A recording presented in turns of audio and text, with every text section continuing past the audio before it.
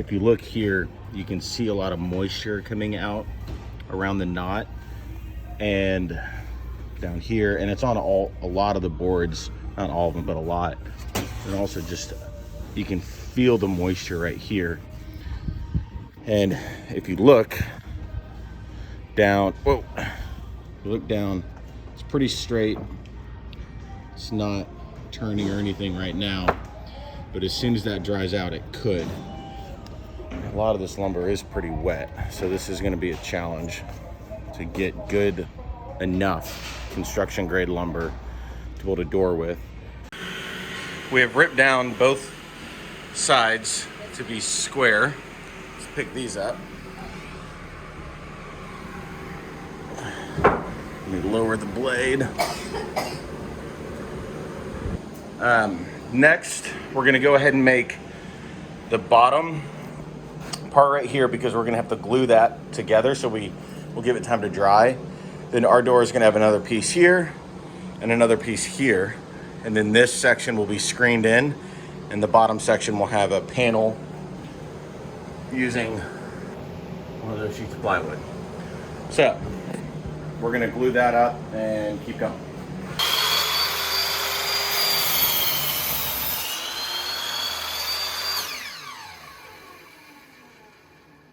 How's that feel?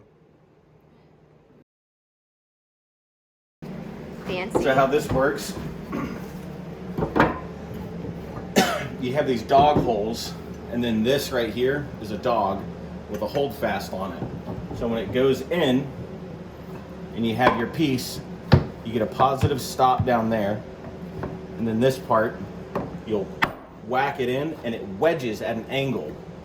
Now it's held on there really good, but if you hit it from the back, it knocks it loose because it wants to wedge in there like that. I made a mark here and here that lines up on the other side, so you see the little pencil marks here and here. These are my marks to line it back up, and then I ran a midline down here and then made an intersection so that I can then take this little point, line it up right there, hold the drill straight,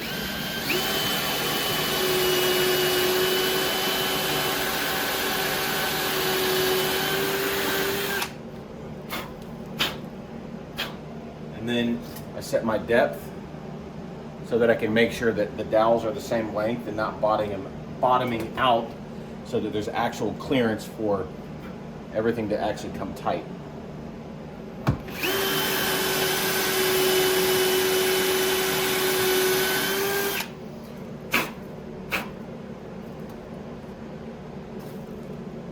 And so I don't want my needle, my probe, to actually hit the bottom. I want it to have just a little bit of clearance so that the shoulder hits.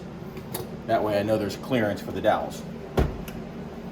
We're not going to do floating tenons. We're doing dowels, so a lot easier. What about the other side?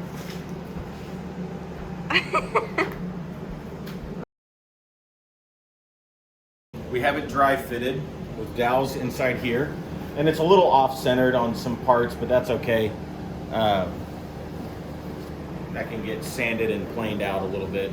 For the base of it, right now I'm deciding if I want to do the same joinery doing dowels.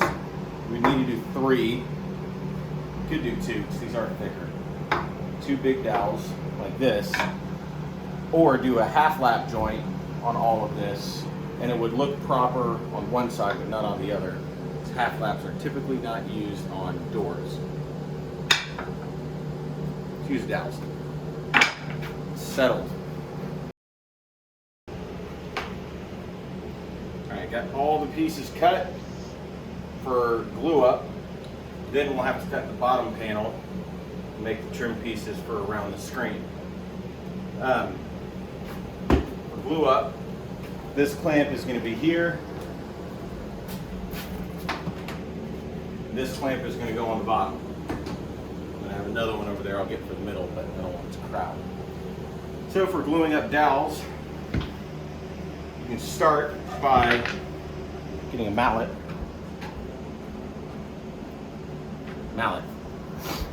Hey, what time is it? Hammer time. Wow. You want a little bit of glue on the end of your dowel and in the hole where it's going to go.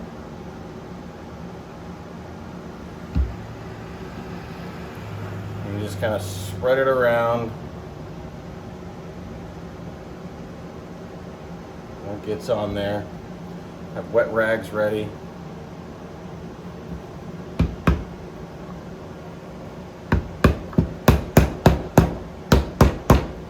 Right now I'm not going to actually seat them all the way in.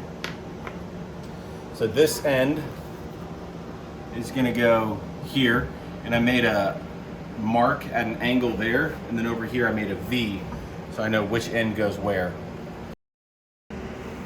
Okay, we got it clamped up, and I'm actually going to put another one right here. There we go. And then we're going to let it dry. And then come back and clean up all the glue, take care of uneven areas. I didn't line up these dowels well, so it's not even right here, which is fine. Like, you can see that right there. That's pretty significant, but that's okay. We'll fix that later. Half of woodworking is fixing your own mistakes.